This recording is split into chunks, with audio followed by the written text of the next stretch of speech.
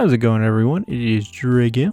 We're back with another episode of the Fairy Tail 100 Year Quest anime, episode 5. And this episode covers chapters 16 through 18 of the Fairy Tail 100 Year Quest manga. And really the only difference I noticed between the anime and manga this episode was the enchantment that Wendy does to give Dragon Slayer enchantments to her friends.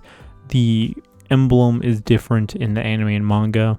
I actually kind of prefer the manga version better because it actually makes the Fairy Tail Guild logo look like a dragon. As far as I can tell, that was really the only change between the two. So getting into this episode, it is mainly focused around the team going to be fighting the Water Dragon God, and then also a little bit of Fairy Tail in the White Mage subplot. The first thing I immediately have to point out is they changed the animation for Lucy's star dress, kind of going similar to like Dragon Cry-ish, to where you see the transformation, not fully as in depth as like the Dragon Cry sequence, but I actually quite like the fact that you get to see her fully swap into her star dress now. Also really like the scale of the Water Dragon God. Like, he is gigantic compared to this town, and just the initial shots of like him emerging is really freaking cool, to be honest. Now the battle itself against him is pretty underwhelming, but this is just the beginning.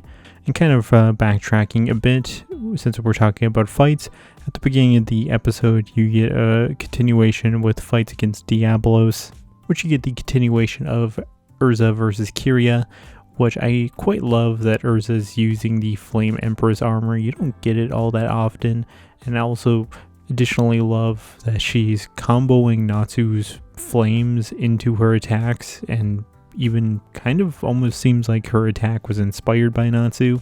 Also kind of love the callback to the clothes melting, which obviously happened when Natsu was returning after like Avatar and the Grand Magic Games, and he caused the whole stadium and people's clothes to melt.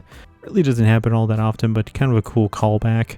And to be honest, the fairy tale side of this episode with Toka is pretty boring. I mean, really the most notable thing is you get her taking over the whole guild. I do quite love that she defeats everyone there and just is having a tea party.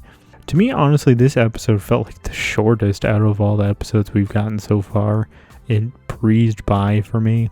Thing I completely forgot about, I quite like Wendy's new outfit from Gemini.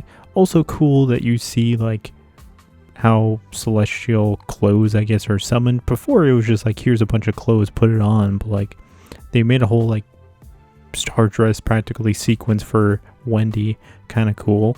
I'm honestly more excited to see next week's episode to see how they more or less animate the Water Dragon God fight there, where they're fully focusing on that fight, because this episode it seemed like they kind of held back budget wise.